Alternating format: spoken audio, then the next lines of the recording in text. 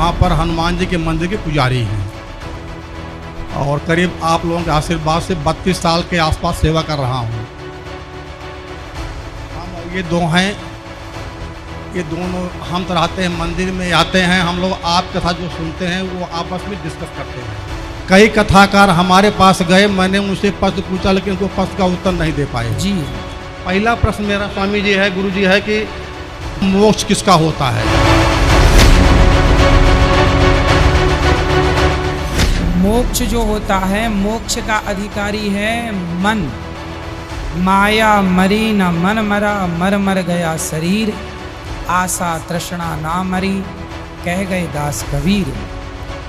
तो जो हमारा मन है वही मोक्ष का अधिकारी है, क्योंकि आत्मा तो मोक्ष से और जन्म मृत्यु सबसे परे है। तो जो मन है, कहते हैं ना सब मर गया, शरीर बूढ़ा हो गया, मन बुढ़ा नहीं हुआ। ठीक। तो मन को ही सारा सुख दुख मिलना है। ठीक। स्वामी जी संतुष्टि हमको नहीं हुई।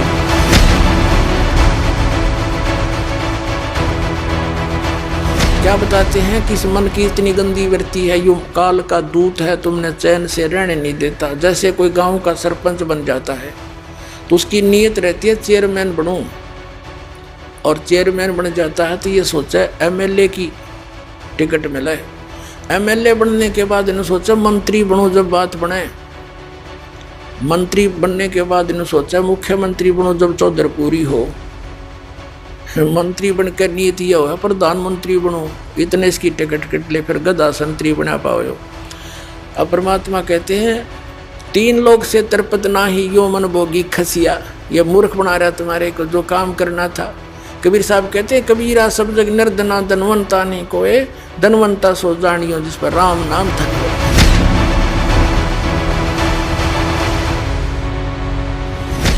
पुण्यात्माओं, अब हमने वो मोक्ष प्राप्त करना है, जहां जाने के बाद फिर लौटकर हम कभी संसार में नहीं आते। तो वो कौन है? वो परम अक्षर ब्रह्म है, वो सतपुरुष अमर पुरुष है। गीता अध्याय नंबर 7 के श्लोक नंबर 29 में गीता ज्ञान दाता ने कहा कि अर्जुन, जो मैंने तुझे ज्ञान बताया है कि तत्वदर्शी संत की खोज कर ले, फिर वो तत्वदर्शी संत तुझे उस परमात्म तत्व का ज्ञान बताएगा। वो तत्व ज्ञान बताओगा तेरे को। उस तत्व ज्ञान को समझने के पश्चात उसमें लिखा 7वें अध्याय के 29वें श्लोक में कहा है कि जरा मरण मोक्षाय यतन्ति ते, जो माम आश्रित है, यानी मेरे द्वारा दिए गए इस ज्ञान को आश्रय बनाकर तत्वदर्शी संत की खोज कर लेते हैं। और जो केवल यहाँ जरा माने बुढ़ापा, वृद्धावस्था का दुख, मरण माने मृत्यु, जरा और मरण से छूटने के लिए जो प्रयत्न करते हैं और संसार की किसी वस्तु की जो डिमांड नहीं रखते, वे ब्रह्म तत्वविदु और वो उस परमात्मा तत्व ब्रह्म को जानते हैं। और अखिलम च अध्यात्म, सारे अध्यात्म को जानते हैं और सभी कर्मों से परिचित है। यहाँ के सभी कर्मों से और पूरे अध्यात्म मार्ग से वो लोग परिचित हैं जो केवल जरा और मरण से मोक्ष के लिए ही प्रयत्न कर रहे हैं। 8वें अध्याय के प्रथम श्लोक में गीता ज्ञानदाता से अर्जुन ने पूछा किम तत्ब्रह्म, जिस तत्व ब्रह्म को जानकर प्राणी केवल जरा और मरण से, इस कष्ट से छूटने का प्रयत्न करता है, तो वो तत्व ब्रह्म क्या है, कौन है वो भगवान? गीता ज्ञानदाता ने गीता अध्याय नंबर 8 के श्लोक नंबर 3 में उत्तर दिया है, वो परम अक्षर ब्रह्म है। देखिएगा अध्याय नंबर 7 का श्लोक नंबर 29, ये 29 नंबर है। इसमें कहा कि जरा मरण मोक्षाय माम आश्रित यतन्ति ये, माम आश्रित, मेरे इस ज्ञान का आश्रय करके कि तत्वदर्शी संत को खोज लो, तो वो यतन्ति ये जो प्रयत्न करते हैं जरा और मरण मोक्ष है। जरा और मरण के मोक्ष के लिए ही जो प्रयत्न करते हैं, ते ब्रह्म तत्विदु कृत्स्नम अध्यात्म च कर्म अखिलम, वह पूरे अध्यात्म को, तत्ब्रह्म को और सभी कर्मों से परिचित हैं, जानते हैं। विदु माने जानते हैं। इन्हीं का अनुवाद पढ़ते हैं। जो मेरे शरण होकर जरा और मरण से छूटने के लिए, जरा माने बुढ़ापा, वृद्धावस्था होती है, इन लोगों ने लिख दिया ने, वे पुरुष उस तत्ब्रह्म उस ब्रह्म को, संपूर्ण अध्यात्म को, संपूर्ण कर्मों को जानते हैं। ये तीसरा श्लोक में ये कहा है 8वें अध्याय के, कि केवल जो मुझे ही सब कुछ समझ रहे हैं वो मुझे ही जानते हैं, वो तो मुझे ही जानते हैं बस। फिर यहाँ बताया 8वें अध्याय का प्रथम मंत्र में अर्जुन ने पूछा गीता जी में, किम तत्ब्रह्म, किम अध्यात्म, किम कर्म पुरुषोत्तम, अधिभूतम से किम प्रोक्तम, अधिदेवम किम उच्यते। इसका वह ब्रह्म क्या है? और इसका 8वें अध्याय के तीसरे श्लोक में उत्तर दिया है गीता ज्ञानदाता ने। 8वें अध्याय के तीसरे श्लोक में वो परमअक्षर ब्रह्म है। अब इससे सिद्ध हो गया गीता ज्ञानदाता से कोई अन्य परम शक्ति है जो जीव को पूर्ण सुखी कर सकती है और पूर्ण मोक्ष प्रदान कर सकती है। अब यहाँ गीता अध्याय नंबर 8 के श्लोक नंबर 5 और 7 में गीता ज्ञानदाता ने कहा है कि मेरी भक्ति कर मुझे ही प्राप्त होगा। और 8वें अध्याय के 8, 9, 10 में 3 मंत्रों में कहा कि उस परमेश्वर परम अक्षर ब्रह्म की यदि तू साधना करेगा, उसकी भक्ति की कमाई के बल से, योग के बल से, भक्ति की शक्ति की ताकत से, तो उसको प्राप्त हो जाएगा। 8वें अध्याय के 13वें श्लोक में गीता ज्ञानदाता अपनी साधना का मंत्र बताता है। ओ इति एकाक्षरम ब्रह्म व्यवहारन माम अनुसमन ये प्रयाति तजन देहम सयाति परमाम गतिम। मुझ ब्रह्म का केवल एक ओम मंत्र है, और जो इसकी अंतिम श्वास तक सिमरण करता हुआ, इसका अंतिम श्वास तक सिमरण करता हुआ छोड़कर जाता है, वो ओम से मिलने वाली परम गति को प्राप्त होता है। ओम से मिलने वाली परम गति कौन सी है? ब्रह्मलोक। 8वें अध्याय के 16वें श्लोक में कहा कि ब्रह्मलोक पर्यंत, ब्रह्मलोक में गए हुए प्राणी फिर वापस जन्म मृत्यु में आते हैं, तो इससे भी पूर्ण मोक्ष नहीं हुआ। जन्म मृत्यु का दीर्घ रोग कटा नहीं। फिर 17वें अध्याय के 23वें श्लोक में गीता ज्ञानदाता ने कहा है उस परम अक्षर ब्रह्म के पाणी का, ओम तत्सदिति निर्देश ब्रह्मण तिर्विद समर्थ है। ब्रह्मण माने सच्चिदानंद घन ब्रह्म। देखिएगा 17वें अध्याय का 23वां श्लोक दिखाते हैं। अध्याय नंबर 17 और श्रीमद् भगवद गीता ये 23वां श्लोक है। ओम तत्सत इति निर्देश है ब्रह्मण तिर्विदय समर्थ है ब्राह्मणा तेन वेदा च यगा च विहिता पुरा। इसका समझ क्या है? ओम से ओम तत् तत् सत सत, ओम तत्सत ऐसे ये 3 प्रकार का ब्रह्मण माने सच्चिदानंद घन ब्रह्म का नाम कहा है। ब्रह्मण माने सच्चिदानंद घन ब्रह्म कर रहे हैं, यानी परम अक्षर ब्रह्म समझो इसको, परम अक्षर ब्रह्म का नाम है यो। अब हम फिर आते हैं वापस 8वें अध्याय के, अध्याय नंबर 8 के ही वापस आ जाते हैं। ये देखिएगा 13वें श्लोक पे, ये देख 8वां अध्याय गीता जी का, और ये 13वां श्लोक यहाँ पर है 13वां। अब हम संस्कृत भी पढ़न जोगे हो गए, ऐसी बात नहीं, देवनागरी लिपि है या। ओम इति एकाक्षरम ब्रह्म व्यवहारण माम अनुसमरण ये प्रयाति तजन देहम सयाति परमाम गतिम। अब ये गीता ज्ञानदाता कहता है कि माम ब्रह्म, मुझ ब्रह्म का, ओम इति, ओम यह एकाक्षरम, एक अक्षर है, नथिंग एल्स, व्यवहारन अनुसमरण, यानी उच्चारण करके सिमरण करता हुआ, यह याति तजंदे प्रियाति तजंदे, हम जो शरीर छोड़कर जाता है इसका सांस सुमन करता हुआ, यह याति परमाम गतिम, वह परम गति को प्राप्त होता है। यहाँ से शुरू होता है ओम ओम। जो पुरुष ओम इस एक अक्षर ब्रह्म को उच्चारण करता हुआ और उसके अर्थ स्वरूप मुझ निर्गुण ब्रह्म का चिंतन करता हुआ शरीर को त्याग कर जाता है, वह पुरुष परम गति को प्राप्त होता है। ओम से होने वाली परम गति वो कौन सी है? ब्रह्मलोक। ब्रह्मलोक में गए हुए प्राणी फिर पुनरावृत्ति में आते हैं। देखिएगा 8वें अध्याय का यही फिर 16वां श्लोक।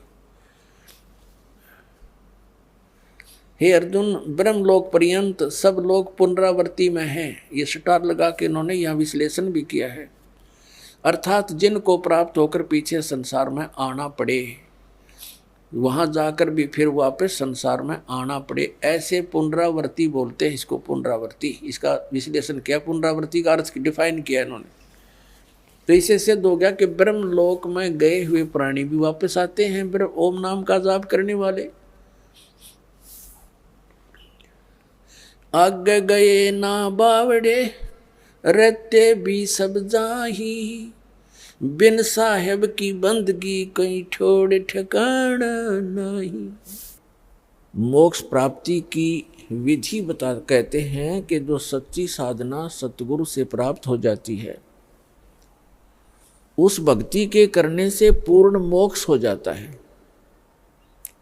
पूर्ण मोक्ष प्राप्त प्राणी उस लोक में चला जाता है जहां पर इसको कर्म किए बिना ही प्राप्त होता है।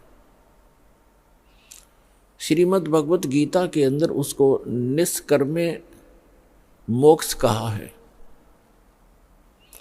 वहां जाने के बाद कोई भी बगैर काम किए ही आपको सब कुछ प्राप्त होगा। इसलिए आप जिस स्थान पर रह रहे हो, ये आपने कर्म करते करते भक्ति करनी पड़ेगी। निर्वाह के कर्म करते करते आपको भक्ति के कर्म भी करने पड़ेंगे। इसलिए प्रत्येक सदग्रंथ के अंदर जो प्रावधान है वो इसी प्रकार का है। सबसे पहले आपको श्रीमद् भगवत गीता का प्रमाण देते हैं कि उसमें कैसी भक्ति करने को कहा है और उस भक्ति के करने का तरीका कौन सा है और वो साधना है कौन सी। श्रीमद् भगवत गीता अध्याय नंबर 8 के श्लोक नंबर 1 में अर्जुन ने पूछा कि भगवान, आपने श्रीमद् भगवत गीता अध्याय नंबर 7 के श्लोक नंबर 29 में 29 में कहा है कि मेरे ज्ञान का जो आश्रय कर लेते हैं, कौन से ज्ञान का? गीता अध्याय नंबर 4 के श्लोक नंबर 32 और 34 में एक विशेष उल्लेख है कि सच्चिदानंद घन ब्रह्म अपने मुख कमल से स्वयं ही यहाँ आकर के एक यथार्थ ज्ञान बताता है, उसको तत्व ज्ञान कहते हैं। तो 4थे अध्याय के 34वें श्लोक में कहा कि उस तत्व ज्ञान को तत्वदर्शी संत ही जानते हैं। उन तत्वदर्शी संतों के पास जाकर के उस तत्व ज्ञान को अर्जुन ग्रहण करो। यदि आप पूर्ण मोक्ष प्राप्त करना चाहते हो, यदि आप उस शाश्वत स्थान को प्राप्त करना चाहते हो, गीता अध्याय नंबर 18 के श्लोक नंबर 62 में, गीता अध्याय नंबर 15 के श्लोक नंबर 4 में, गीता अध्याय नंबर 18 के श्लोक नंबर 66 में जो प्रमाण दिया है कि अर्जुन तू सर्वभाव से उस परमेश्वर की शरण में जा, उसकी कृपा से तू परम शांति को और शाश्वत स्थान अर्थात उस अमर लोक को प्राप्त होगा, सनातन परम धाम को प्राप्त होगा, जहां जाने के बाद साधक फिर लौटकर कभी संसार में नहीं आते। तो गीता अध्याय नंबर 7 के श्लोक नंबर 29 में गीता ज्ञानदाता कहता है कि जो मेरे इस ज्ञान का आश्रय कर लेते हैं और तत्वदर्शी संत की खोज कर लेते हैं, वे व्यक्ति फिर क्या करते हैं? जरा मरण मोक्षाय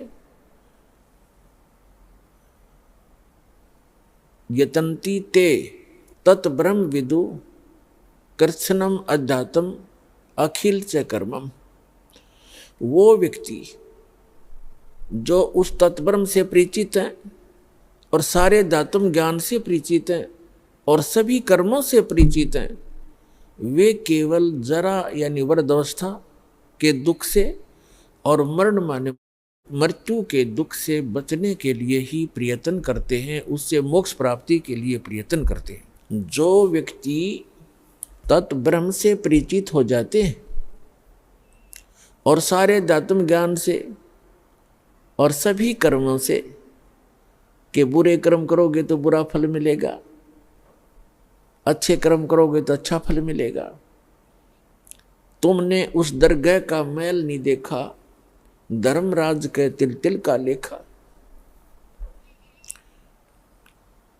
आज कोई कोढ़ी है, कोई रोगी है, कोई कैंसर पीड़ित है, किसी को अधरंग मार गया है, किसी की जुबान नहीं है, कोई गूंगा, कोई बहरा है, कोई लंगड़ा, कोई दोनों टांग कट गई है, कोई और अन्य भयंकर आपदाओं का सामना कर रहे हैं मनुष्य शरीरधारी प्राणी। और अन्य प्राणी भी आप देखते हो, कोई कुत्ता है, खाद लगी है, कीड़े पड़े हुए हैं, टांग टूट गई, पिछले हिस्से को पैरालिसिस हो गया है, दोनों पैरों को लटका के घसीट रहा है। तो ये आपके पूर्व जन्म के कर्मों का परिणाम है। तो ये ज्ञान सत्संग से होता है कि जैसे कर्म आप इस मानव शरीर में करोगे वो आगे आपको भोग्य होंगे। इसलिए आप जी ऐसे कर्म ना करो जो आपको आगे उनका दंड भोगना पड़े। और पीछे गलती में जो भी कुछ हो चुका है उसका प्रावधान, उसका एक विकल्प बताया है परमेश्वर ने कि मेरी शरण में, यानी कबीर परमात्मा पूर्ण ब्रह्म परम अक्षर ब्रह्म की शरण में जो व्यक्ति आ जाता है, उनके सभी पूर्व जन्म के जो अनजानपने में हुए पापों का नाश कर दिया जाता है और पापों से ही प्राणी को कष्ट होता है। आगे फिर वो इस ज्ञान से परिचित होकर के भविष्य में ऐसी गलती वो करता नहीं, क्योंकि वो संपूर्ण अध्यात्म ज्ञान से और सभी कर्मों के परिणामों से परिचित हो चुका है। तो वो व्यक्ति केवल जरा और मरण, जरा माने वृद्धावस्था का कष्ट, इस मनुष्य के ऊपर, मानव शरीर के ऊपर सबसे बड़ा भयंकर दुख है। प्रथम तो वृद्धावस्था का और दूसरा फिर मृत्यु। आप सारा जीवन लगे रहते हो अपने परिवार को सुरक्षित और सुखी बनाने के लिए, और कोठी कार फैक्ट्री जचाने के लिए, और एक सेकंड में मृत्यु हो जाती है। बताओ किस काम पर सारा जीवन डिवोट कर दिया आपने, जो आपका था नहीं, आपके संग जा नहीं सकता, जिसको आप अनजानपने में अध्यात्म मार्ग का ज्ञान ना होने से, परमात्मा कहते हैं आप यहाँ अस्थायी वस्तुओं को स्थायी जानकर बालकों की तरह अपना सारा जीवन वही नष्ट कर देते हो। और जो कुछ भी आपके पूर्व जन्म के भाग्य में है और वही आपको मिलता है। आप अपनी चतुरता के कारण, अध्यात्म मार्ग से अपरिचित होने के कारण आप अपने भविष्य के कर्म और खराब कर लेते हो। इसलिए ये आपको एक तत्व ज्ञान रूपी दीपक दिया जाता है, एक टॉर्च दी जाती है, जिसकी रोशनी में आप अच्छे रास्ते पर चलें, गड्ढों और झाड़ जंखाड़ों में ना घुस जाएं, जो आपको दुखदायी होते हैं। तो प्रसंग चल रहा है कि जरा और मरण से छूटने का प्रयत्न जो करते हैं, तो जैसे आप अपने बच्चों की परवरिश के लिए, इनको सुखी बनाने के लिए अपना सारा जीवन लगा देते हो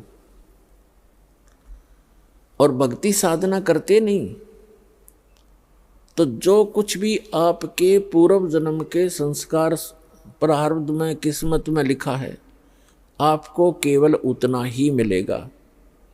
मासा घटे न तिल बधे, विध ना लिखे जो लेख। परमात्मा ने, विधाता ने आपके कर्मानुसार जो भी आपके प्रारब्ध में, आपकी किस्मत में जो लेख लिख दिए, वो आपके किसी प्रकार के भी प्रयत्न से ना कम हो सकते हैं, ना वो बढ़ सकते हैं, अच्छे या बुरे। फिर क्या बताते हैं, इसके साथ साथ एक विकल्प बताया है कि सच्चा सतगुरु मेट कर ऊपर मारे मेघ। सच्चा सतगुरु, वैसे तो सतगुरु कहना पर्याप्त है, पहले तो सतगुरु शब्द की क्यों आवश्यकता पड़ी? गुरु शब्द पर्याप्त है। गुरु का अर्थ होता है मार्गदर्शक, लेकिन नकली गुरु घने हो गए, इसलिए सतगुरु शब्द संतों ने, परमेश्वर ने प्रयोग किया कि जो सच्चा गुरु है वो ही कारगर विधि बताता है। फिर ये सतगुरु निरे हो गए, ये राधा स्वामी, धन सतगुरु, सच्चा सौदा, सिरसार, जगमाल वाली, ये तेरे सारे निरंकारी, ये सारे सतगुरु कहने लगे। तो इसलिए संतों ने एक शब्द और बोल दिया कि सच्चा सतगुरु। अब सतगुरु भी सच्चा चाहिए, नकली घने हो गए, जिनको कह का पता नहीं, अध्यात्म मार्ग ये जानते नहीं, इन्होंने भी सतगुरु जो अपने उपमा लगा ली। तो यहाँ बताया है कि सच्चा सतगुरु यानी सच्चा सतगुरु मेट कर ऊपर मारे मेघ। तो इस मनुष्य जीवन को सफल बनाने के लिए सबसे पहले आपको सतगुरु की आवश्यकता पड़ती है, सच्चे सतगुरु की। और पुण्यात्मा, इस विश्व में वर्तमान के अंदर इस दास के अतिरिक्त वो सच्ची साधना और ये तत्व ज्ञान, सत्य ज्ञान किसी भी आज के मार्गदर्शक के पास नहीं है। तो ये दास ही वो सच्चा सतगुरु है। 101 पीढ़ी पार होगी, 101 पीढ़ी आपकी देख रहा हूं।